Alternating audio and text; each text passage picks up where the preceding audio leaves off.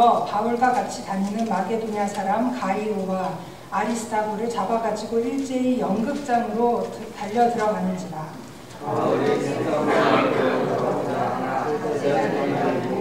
다 같이 읽습니다. 또 아시아 연합중에 바울의 친구에 어떤 일이 그에게 통지하여 연극장에 들어가지 말았구나. Today's scripture is found in the book of Acts, chapter 19, verse 29 to 31. I'll be reading from the New King James Version. So the whole city was filled with confusion and rushed into the theater with one accord. Having seized Gaius and Aristarchus, Macedonians, Paul's travel companions, and when Paul wanted to go into the people, the disciples would not allow him. Then some of the officials of Asia, who were his friends, sent to him pleading that he would not venture into the theater. May God bless each of us through his word. Amen.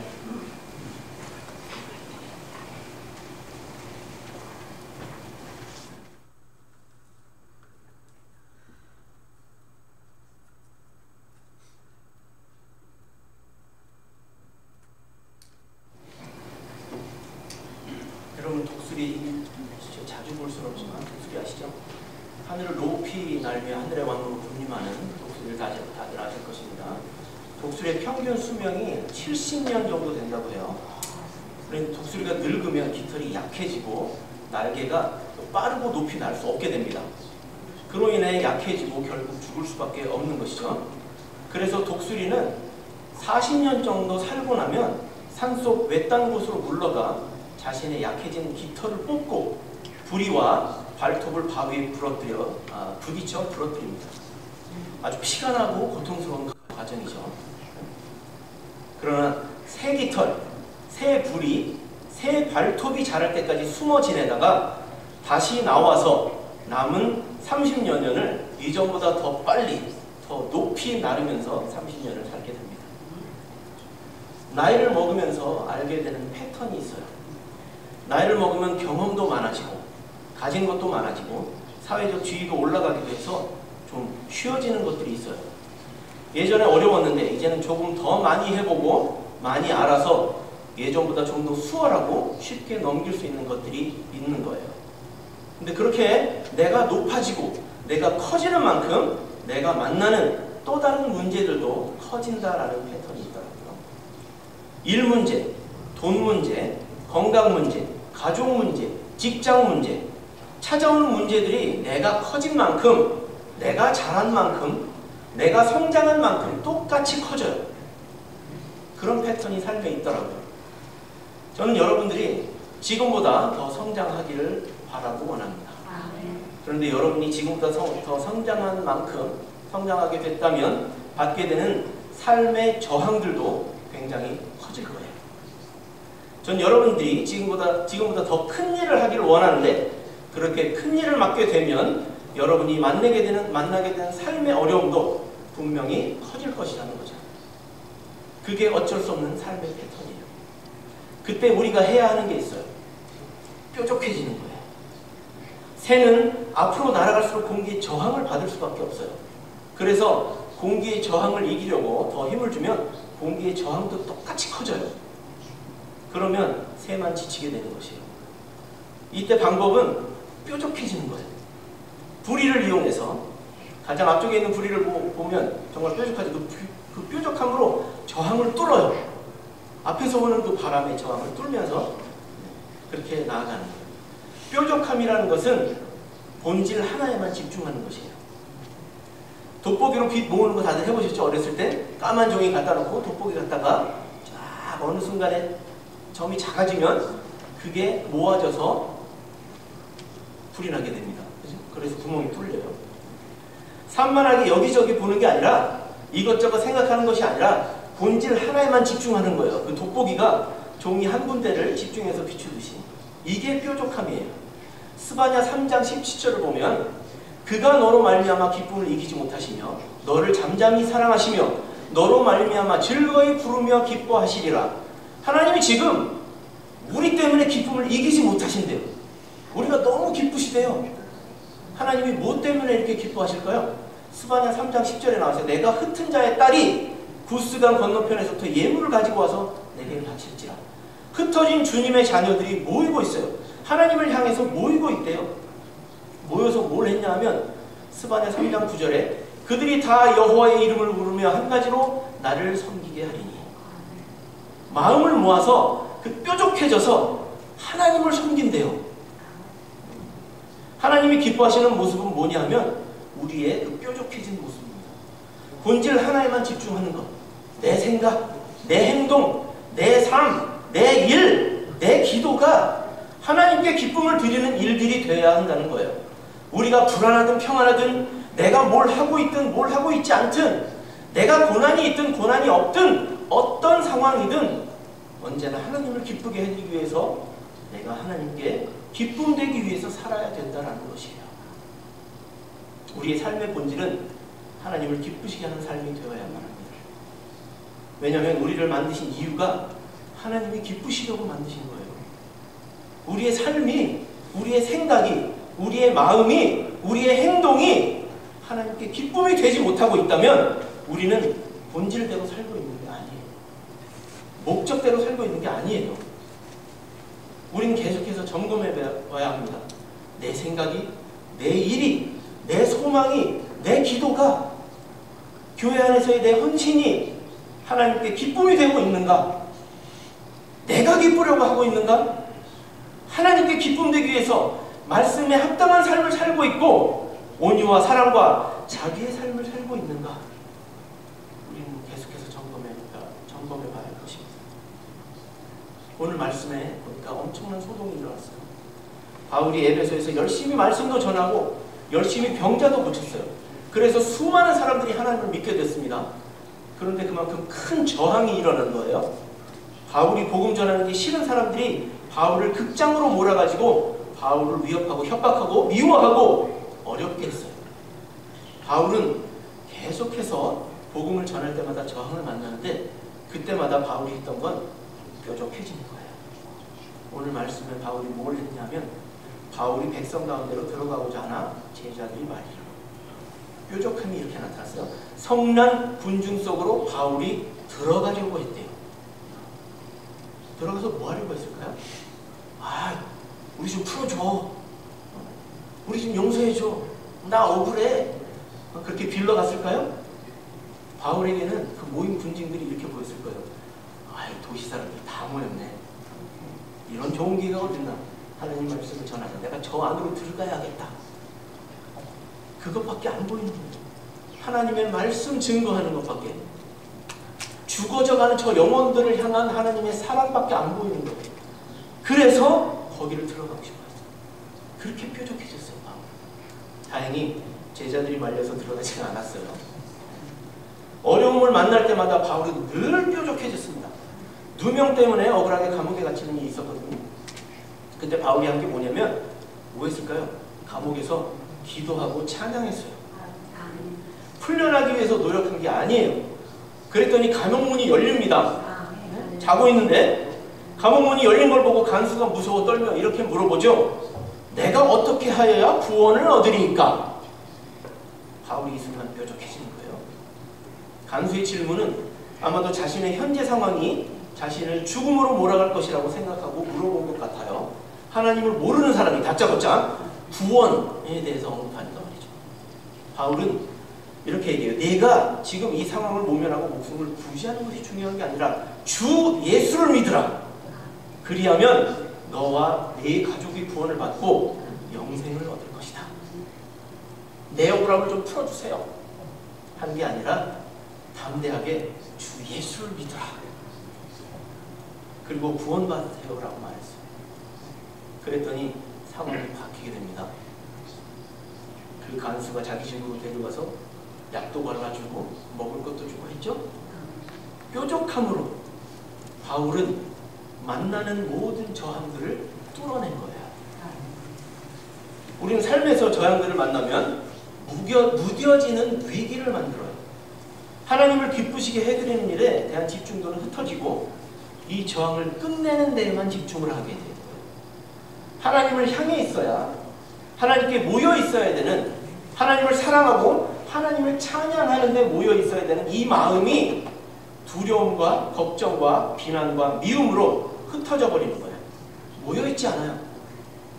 하나님을 생각하고 하나님을 떠올리고 말씀대로 살기 위해서 노력을 해야 되는 내 생각이, 거기에 집중해야 되는 내 생각이 다른 답이 없는지, 타협할 건 없는지, 여러 생각들, 복잡한 생각들을 하는 것으로 내 집중해야 되는 생각들이 흩어져 버리는 거예요. 하나님만 바라봐야 되고 내 시선이 이것저것 바라보고 나에게 도움을 줄 수 있을 것만 같은 것들에게 시선이 흔들리고 뺏겨버리면 흩어져 버리는 거예요. 여러분, 흩어진 우리의 마음을 모아야 합니다. 흩어진 우리의 생각을 하나님께로 모아야 돼요. 집중해야 돼요. 우리의 시선, 우리의 흩어진 시선을 하나님께 모아야 되는 것입니다. 우리의 시간을 다 모아서 하나님께 써야 되는 것입니다. 아무리 어려워도, 아무리 어려운 순간에도 마음을 다해서 감사할 것을 찾으면 하나님이 기뻐하실 거예요. 아무리 저항이 많아도 그 역풍에 내가 휩쓸려가는 것이 아니라 그 자리에서 하나님께 더 가까이 나아가려고 하나님께서 하고, 하나님께 멀어지는 게 아니라 하나님께 가까이 나아가려고 하면 그 모습이 하나님께 기쁨이 되는 거예요. 시간 내기가 어려워도 조금이라도 시간을 모으고 모아서 하나님께 예배하고 하나님께 기도하는 데 쓴다면 하나님께 기뻐하시는 거예요. 오늘 말씀에 소동이 일어난 이유는 바울이 전한 복음이 아데미 신상을 만들어서 먹고 살던 자들에게 경제적 타격을 줬거든요. 26절, 이 바울이 에베소뿐만 아니라 거의 전 아시아를 통하여 수많은 사람을 권유하여 말하되 사람의 손으로 만든 것들은 신이 아니라 하니. 바울이 자꾸 하나님만 신이다라고 외치는 거예요.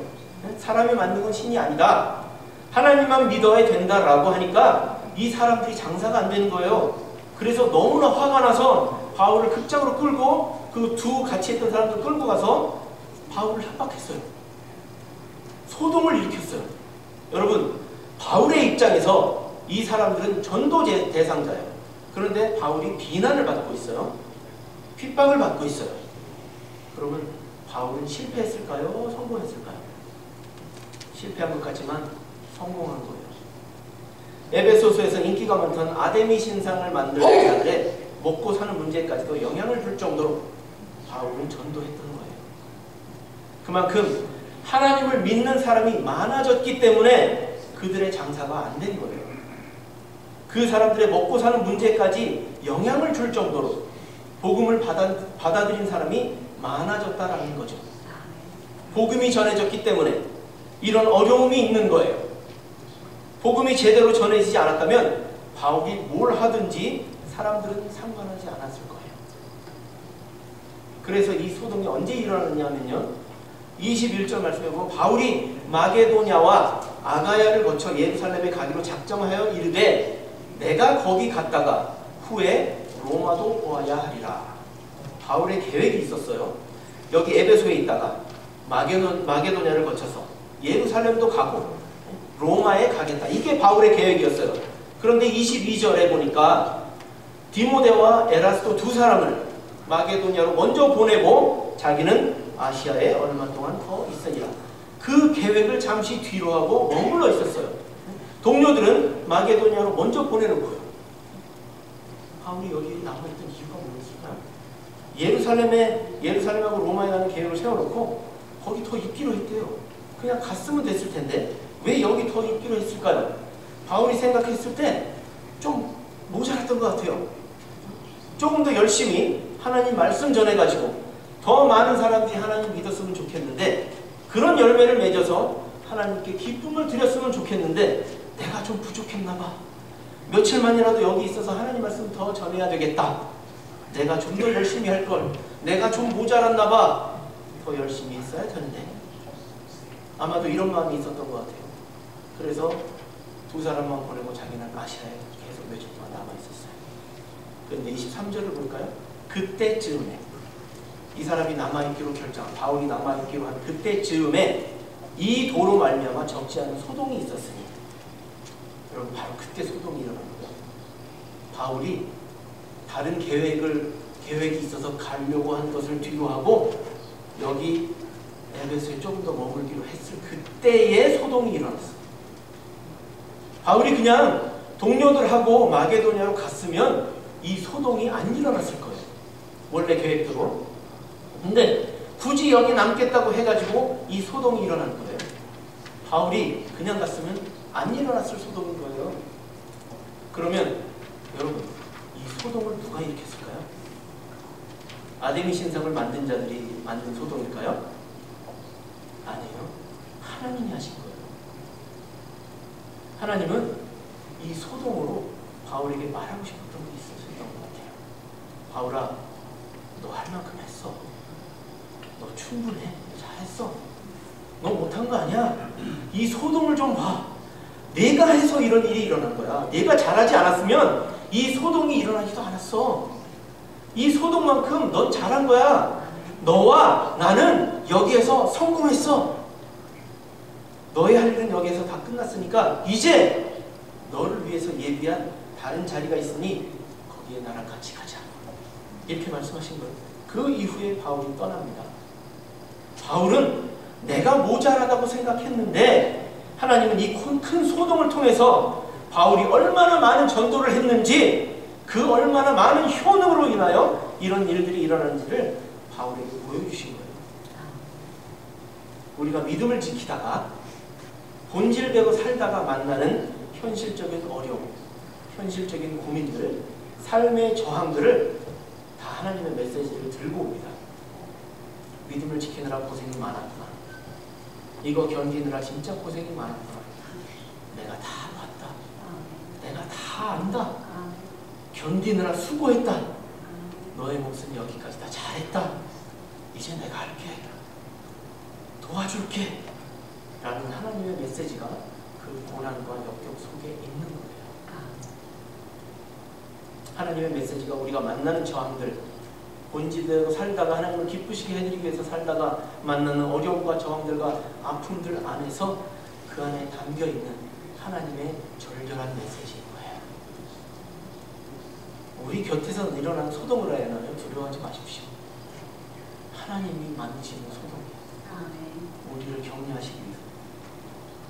여러분, 새를 날 수 있게 하는 건 날개 위아래로 지나가는 공기로 만들어진 양력으로 새의 몸이 뜨기 때문이에요. 양력이 뭘까요? 위아래에서 누르는 힘이에요. 위로 올라가기 위해선 위의 압력이 줄어들어야 되겠죠. 그래서 아래 압력을 높이면 위로 뜨게 되는 거예요. 자, 위의 압력이 높아지면 어떻게 될까요? 아래로 떨어지는 거예요. 그래서 이 새는 날아갈 때 컨트롤을 아주 정확하게 잘합니다. 높이 올라갈 땐 위의 압력을 줄여서 아래 압력을 받쳐서 올라가게 만들고요. 아래로 내려갈 때는 아래 압력을 낮춰서 밑으로 확 내려가게 되는 거예요. 이게 양력이에요. 여러분들 공기의 저항에는 항력이 있습니다. 트러스트. 앞으로 뚫고 나가게 만드는, 트러스트는 추격. 앞으로 뚫고 나가게 만드는 트러스트. 밀어주는 힘이죠, 그건. 근데 저항하는 힘이 있어요. 항력. 그건 leg, drag. 그리고 우리 다 알다시피 무게가 높이 떠있으면 아래로 뭐가 작용하죠? 중력, gravity. 근데 이 양력이라는 것이 있는데요, lift라는 거예요. 이걸 띄우게 만드는 힘. 이것은 어느 한쪽에서 오는 게 아니라 수직적으로 오는 힘인 거예요. 그 힘을 이용해서 새가 날 수 있는 거예요. 날개에 공기가 지나가면서 몸이 뜬대요. 그 지나가는 공기 때문에. 그런데 이 공기는 새가 앞으로 날아가면서 만나는 공기예요. 앞으로 날아가면서 공기 조절을 해야 높이 올 수 있고 밑으로 내려갈 수도 있어요. 새의 몸 자체가 그렇게 디자인되어 있어요.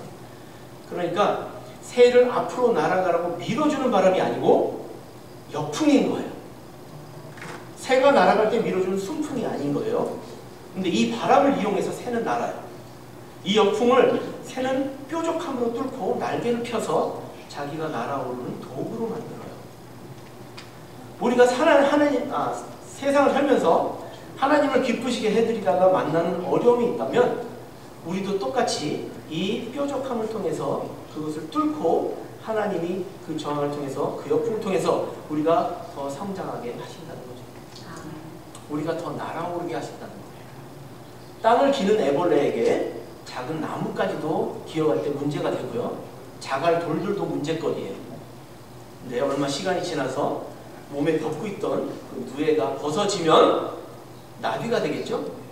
그 나비가 바라볼 때 그 나뭇가지와 그 자갈돌들은 아름다운 풍경인 거예요. 여러분들에게 있는 그 어려움과 절망들과 고통들, 지금 당하는 애벌레가 땅을 기어가면서 만나는 그런 어려운 고통들이 여러분들의 믿음이 한 단계 발전이 되어서 여러분들이 날아올랐을 때에는 그 모든 것들이 우리 아래에 놓여져서 아름다운 풍경처럼 보이는 거예요. 왜? 그런 고통과 고난들 때문에 우리가 이 자리에 있는 것이거든요. 하나님은 우리를 통해서 그거를 바라보길 원하세요. 여러분들 지금 여러분들 앞에 있는 고난과 역경들에 집중하지 마십시오. 여러분들이 나중에 날아올라서 그것들을 바라보면서 웃음 지을 수 있을 그때를 바라보면서 그 현상을 집중하시는 거예요. 하나님이 함께 하실 거예요. 그리고 나중에 여러분들이 날아오셨을 때 봤지? 내가 너와 함께 하지 않았니? 잘했다. 나의 충성된 종아. 이렇게 말씀하실 거예요. 여러분들, 여러분들에게 주어진 그 뾰족함을 살려서 집중하시기 바랍니다. 그럴 때 하나님께서 그 세게 여러분들에게 다가오는 그 역풍도 뚫고 나갈 수 있는 지혜와 힘을 주실 거예요. 여러분, 바람이 많이 불 때요. 제가 그 어느 이제 어디죠? 콜로라도 갔을 때 피카이크인가 거기 오는데 기차를 타고 1시간을 올라가야 됐어요. 근데 올라가다 보니까 절벽도 있고 막 그 거기에 막 순록 아시죠? 그 절벽에서 사는 사슴들도 있고. 근데 새들이 있잖아요. 새들이 그 강풍이 막 부는 데에서 미동도 안 하고 가만히 있는 거예요. 날개를 펴고. 네? 바람이 몰려오는데 그냥 가만히 있는 거예요. 그 바람을 즐기고 있는 거예요. 여러분들 가능하실까요? 우리 앞에 어려움과 걱정과 근심들이 폭풍우처럼 몰려와요. 네? 견딜 수 없어 막 뒤로 막 밀려갈 것 같아요. 근데 그 안에서 고요하게 있는 거예요. 그 나에게 오는 역풍을 즐기면서, 네? 그 역풍을 즐기면서 가만히 즐기는 거예요. 여러분, 인생은 아름다워. 여러분, 하나님께서 주신 인생이 아름답습니다. 어떤 상황에서도 즐기시고 아름다운 상황을 보시기 바랍니다. 여러분들에게 힘이 없을 수도 있어. 그러나 우리가 하나님을 의지할 때 그 역풍을 견뎌낼 수 있는 거예요. 어떤 역풍도 상관없어요.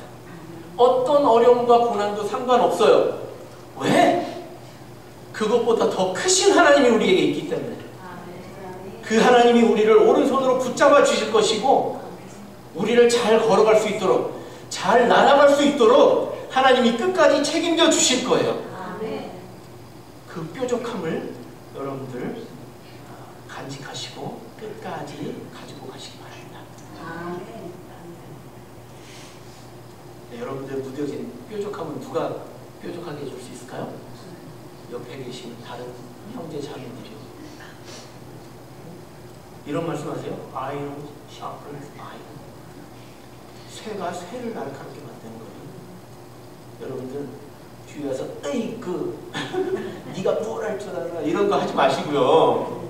네? 말씀으로, 기도로, 찬양으로, 위로로, 격려로 샬프하게 만들어 주시기 바랍니다. 쿡 찌르지 마시고요. 부경님. 우리가 이렇게 날카로워져서 하나님 잘 섬기고 어떤 역경이 있어도 잘 이겨내는 우리 커널스별 부모님들, 형제 자매님들 되어지기를 주님의 이름으로 축원합니다.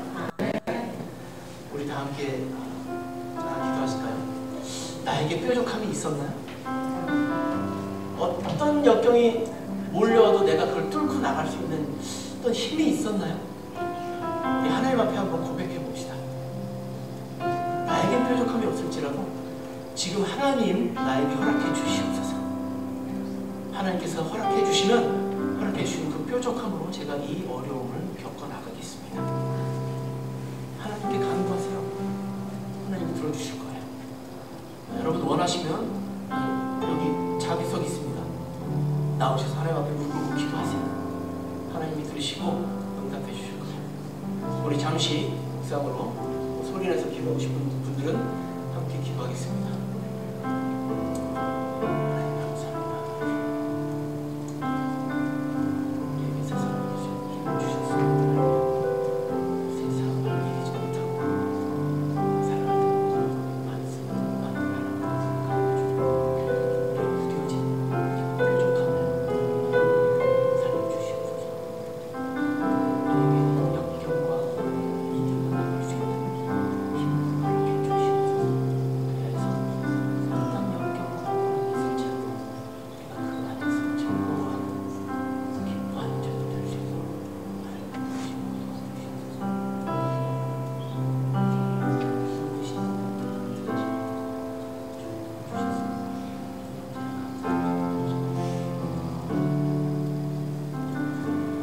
하나님 감사합니다. 세상을 살아가면서 당하는 많은 고통과 고난들과 역경들과 근심들이 우리 가운데 산재해 있음을 하나님 고백합니다. 영원히 사라지지 않은 그런 것들을 우리가 하나님께서 주신 뾰족함으로 이겨나갈 수 있도록 도와주시옵소서. 그리하여서 우리가 그것들에 대해 치이고 그렇게 사는 것이 아니라 우리가 높이 날아올라서 바라보며 하나님께 감사하고 하나님께 은혜로 나아갈 수 있는 저들 될 수 있도록 인도하시고 도와주시옵소서. 아버지, 말씀을 저희들에게 날마다 주시옵소서. 그리하여서 하나님의 말씀에 깨어짐을 받고 저희들이 변화받는 저희들 될 수 있도록 늘 인도하시고 도와주시기 원하고, 이 시간 하나님께서 함께 해주신 것에 감사를 드리고 또 앞으로도 함께 해주시고 저희들 끝까지 책임져 주실 것을 믿고 감사드리고 예수님의 이름으로 기도합니다. 아멘. 자, 우리 다 함께 일어나셔서요. 만세반석 열리면 함께 찬양하겠습니다.